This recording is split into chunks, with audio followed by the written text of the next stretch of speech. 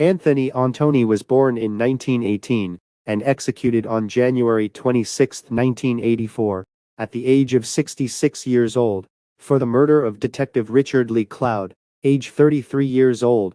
Anthony Antone was an organized crime figure in Florida's mafia ranks. The victim, Detective Richard Lee Cloud, was an 11-year veteran with the Tampa Police Force. Detective Cloud and his team had been instrumental in exposing the corrupt cops and organized crime's criminal ongoings in Florida. These cases he was working on led to Detective Cloud having his name added to a list of people to be killed. Members of Mafia Kingpin Santo Trafficante Jr.'s organization, led by reputed underboss Frank DeSadu, set out to carry out these contract killings. Member Victor Acosta contracted the hit on Detective Richard Cloud and hired Anthony Antone to organize the hit. This was largely due to the pressure that Detective Cloud was putting on Acosta's drug business and the fact that Cloud was going to testify in the trial of Acosta's friend. Anthony Antone hired two hitmen to carry out the job, Benjamin Gilford and Ellis Haskew. Gilford was to be the trigger man, and Haskew was to be the driver. The hitman then proceeded to purchase a .32 caliber automatic pistol from Manuel Gispert.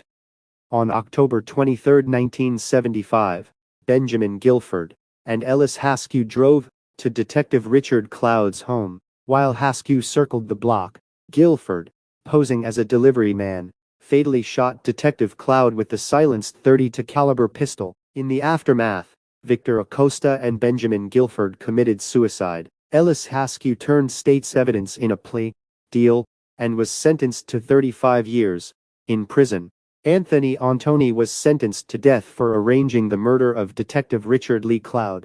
On January 26, 1984, Anthony Antone was strapped into Old Sparky at 7:01 Eastern Standard Time. The state of Florida sent 2,000 volts through his body. He was pronounced dead at 7:08 a.m. He was the third person executed in the state of Florida since the Supreme Court reinstated capital punishment in 1976. There were no more last-minute stays. At 7:08 a.m., 66-year-old Anthony Antone was executed. As the execution time approached, there was little for demonstrators to do. Being sentenced to the death penalty is not the finale. The finale is what took place here this morning, and that is what we considered justice. Antone had been convicted of arranging the 1975 murder of a Tampa policeman. His execution marks the third in Florida since the U.S. Supreme Court lifted the death penalty ban 8 years ago, and it's the second in less than 2 months. In Rayford at the Florida State Prison,